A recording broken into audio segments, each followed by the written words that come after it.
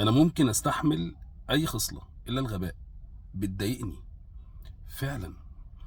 دلوقتي البلد بنت ال60 في 70 دي عمالة بص ماسكة 2 مليون، مطلعة عينيهم ومغتصبة الأرض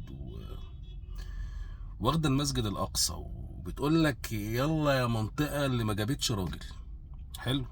وفي دولة تانية اسمها إيران، في عاملة مشاكل مع المسلمين السنة وبتطلع ميتين أهليهم، وده واقع استحالة أهرب منه. لما الاتنين يهربوا، أنا آسف، لما الاتنين يضربوا ببعض، المفروض إن أنا أشجع مين؟ أشجع مين؟ أشجع إيران. منطقي جدا.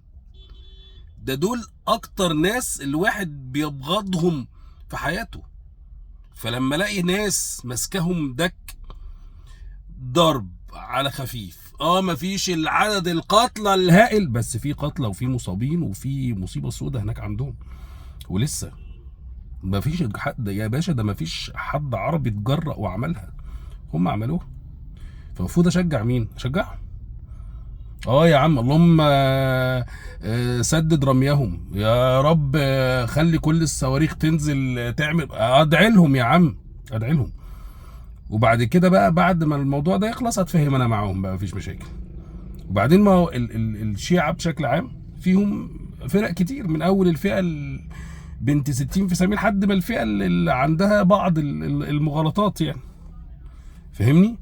تختلف معاهم، ولاد في 60 في 70 عملوا مش عارف ايه في سوريا، وعملوا ايه في العراق، وعملوا ايه بتاع، بس انت قدام الكيان يا جدع، ده الكيان. وبعدين تعالى هنا، هم هيعملوا مسرحية عليك ليه يا معفن؟ يا ابني انت قليل قوي، انت صغير قوي يعني. مش هيحصل ضربة يموت فيها قادة ايرانيين، ومش هيحصل ضربات يموت فيها ناس ومخيمات والكلام ده كله علشان يعملوا عليك انت مسرحية. يا ابني انت مش متشاف، انت ولا حاجة. ففوق، شجع يا عم اللعبة الحلوة وخلاص، قول ربنا يقدرهم عشان يكبدوهم اكبر خسائر. متبقاش كده بقى.